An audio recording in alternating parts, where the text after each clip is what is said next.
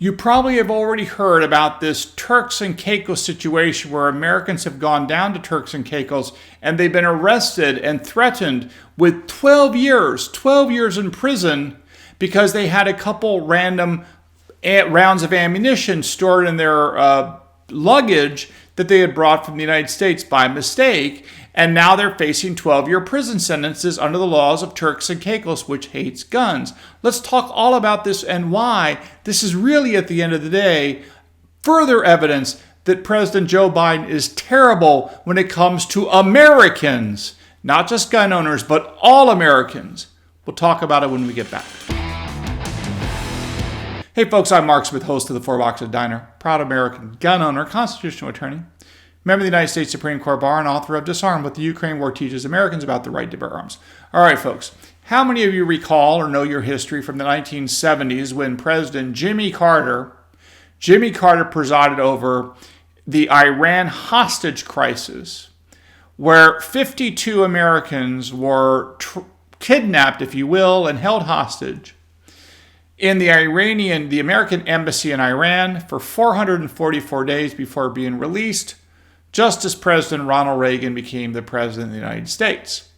Well, that hostage crisis destroyed, among other things, the Jimmy Carter presidency. Bad economic policy did not help Jimmy Carter out either. Nevertheless, it just goes to show you that foreign policy plays a big role in the American presidency and whether or not it's viewed as successful. Now, I want to bring this up in the context of what's been going on, and other channels have been covering this, and I just wanted to talk about it because I think I have a different angle. So, as you may recall, there is a British, and hear what I just said, this is a British territory overseen by the United Kingdom. Do you think the United States have some sway over the United Kingdom? Do you think we give them some military aid and some foreign aid? Do you think we have a close allied relationship with the United Kingdom? Yeah, I think so. We'll get to that in a second. So Turks and Caicos is under the umbrella of the British government. It is a British territory. It is a Caribbean island that many Americans go down to enjoy on vacation. Now, there are 4 Americans between the ages, I think, 35 and 72 that have been arrested down there for having random stray rounds of ammunition in their luggage. Couple items here. Now, again, I'm not encouraging you to fly overseas with any firearms or with ammunition or anything of the like, but the reality is I do understand how mistakes can be made, and you can have a round of ammunition buried in some luggage container or in some piece of luggage buried somewhere that you don't even notice it. And what's interesting, of course, is these people presumably went through TSA when they left the United States and no one flagged it here, and yet they're down in Turks and Caicos, and when they come back it gets flagged, and now they face the law of Turks and Caicos, which says that if you possess any of this stuff, you go to prison for 12 years. Now, I want to put this into some other context because to me, this is a further evidence that Joe Biden is a terrible president, because this is clearly absurd, and obviously these people meant no harm. They weren't trying to commit terrorism. They weren't doing any crime. This is an honest mistake. It's pretty much a no-brainer, and obviously you have a Second Amendment right to have this ammunition in the United States. So it clearly is an honest mistake, a no-brainer. This is the sort of thing that in the old days, if you had a real president that was strong and tough, a Ronald Reagan, a George W. Bush, Donald Trump, a phone call from the embassy or the consulate to the British government or Turks and Caicos to say, look, obviously this is stupid. Let's see if we can work out a deal and be done with this. This is kind of what the purposes of consulates are about. When an American citizen gets into trouble overseas, they kind of have the problem get handled by the consulate. And again, if it's not anything over the top, meaning if you engage in murder or rape or robbery, yeah, that's a huge problem and you should be punished for that. But something like this, which is obviously an honest mistake, perfectly legal, in fact, constitutional in the United States, again, dumb mistake should be addressed. But when you have a weak president that hates Americans, well, guess what? Do you think Joe Biden's consulate or his embassy or his White House is going to pick up the phone and call up Turks and Caicos or the British government and say, look, this is stupid. Let these people go. Cut a deal. Let them go home. This is not worth getting into a fight about, especially since one of our greatest allies and the greatest friends in the world is the United Kingdom, which has tremendous sway over Turks and Caicos since it's a British territory. But of course, the Biden administration has no interest in protecting American gun owners or Americans for that matter, see the open border policy. So they're not going to make that phone call. But this is not just the only example of this. I think we need to put the fact that they're throwing these gun owners from Oklahoma and other places in the United States under the bus and Turks and Caicos into further context, just to show you how far this Biden administration hates Americans.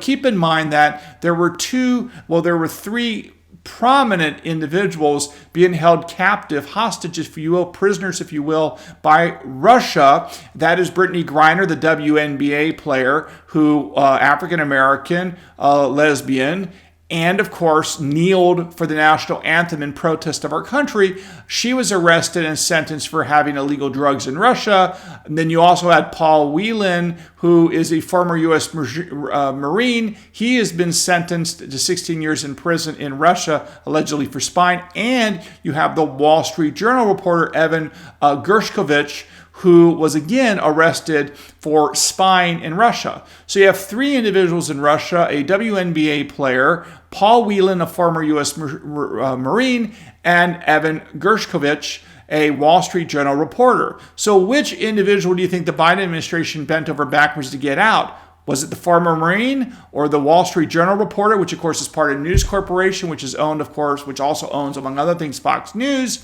which, by the way, I'm in a suit today because I was on Fox News again. You're going to see a lot of this year, like I told you. That's why I'm wearing a suit today. So here we are. And of course, we know the Biden administration bent over backwards to get Brittany Griner out, the WNBA player, because that is obviously the priority as they see it. Again, I totally support getting Brittany Griner out of Russia. Yes, she brought illegal drugs into that country. She shouldn't have done that. But again, another example of a stupid mistake. She shouldn't pay with her life. And again, I don't have a problem that the Biden administration, help protect her. But what about the former Marine, and what about the Wall Street Journal reporter? Why are they left behind? Why did they get abandoned by the Biden administration? This also goes to what's going on in Gaza. As you may know, in October 7, 2023, Hamas attacked Israel, killed about 1,200 people, and took about 250 people hostages. Right now, according to reporting, there are five American citizens. That's 5 American citizens that are currently being held hostage by Hamas in Gaza. The reason why that's significant is you have the same United States Biden administration is telling Israel that they will not provide all the arms and weapons to Israel if they decide to invade Rafah or start taking the offense to Hamas in Gaza, even though you have 5 Americans being held hostage. And I haven't seen any indications that Hamas is willing to turn over these hostages to Israel or these 5 Americans to the United States. In fact, it doesn't seem to be an issue that the Biden administration is even really talking about. So I think the lesson here is that our federal government does not have your back unless you fall into some special category that they like. So if you kneel for the national anthem, they're more likely to try to save your butt and get you out of a bad situation overseas than if you're a American citizen that loves this country and has shown evidence that you do so. If you're a gun owner, if you're a former Marine, if you work for the Wall Street Journal, which is owned by News Corp, which also owns the Fox News Corporation, or you're being held hostage by Hamas or the Iranians, presumably. So it seems to me that this administration just is going to abandon you overseas, and we need to plan our lives accordingly. So be very, very careful if you go overseas. Obviously, you should really not bring anything overseas that could potentially get you in trouble, because the United States government is not going to have your back. It seems to me they will be more than happy to let you rot in prison, and you won't be able to vote in the next election, which is probably a bonus point from the point of view of the Biden administration, is my guess. So anyway, there you have it, folks. Just some food for thought here.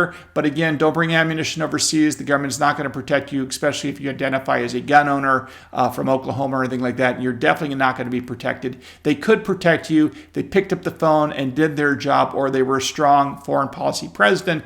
But the Biden administration is none of the above. So be very careful traveling overseas because the government does not have your back. You're on your own. So just keep that in mind if you decide to go and leave this country. All right, there you have it, folks. Don't forget to follow me on X at 4Boxes Diner. And we'll see you again soon here, the 4Boxes Diner. Orders up. Table 2A.